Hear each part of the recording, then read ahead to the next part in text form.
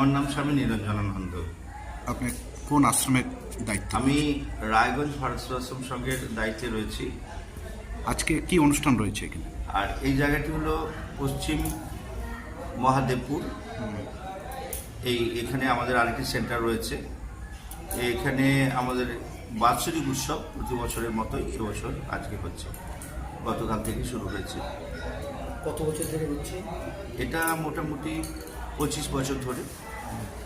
কি কি অনুষ্ঠান রয়েছে আজকে?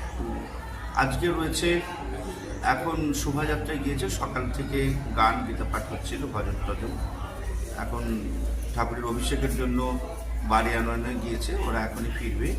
তারপরে ঠাকুরের অভিষেক অনুষ্ঠানের পর ঠাকুরের ভোগ হবে এবং ভক্তবৃন্দ প্রসাদ নেবে সকলেই।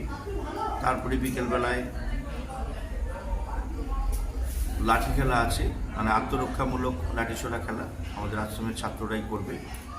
তারপরে যজ্ঞ হবে, বক্তব্য রাখা হবে এবং তারপরে ঠাকুরের আরতি পূজা হবে। এবং গতকালকে প্রতিযোগিতামূলক কিছু অনুষ্ঠান হয়ে গেছে, তারও প্রাইজ বিতরণ আজকে হবে।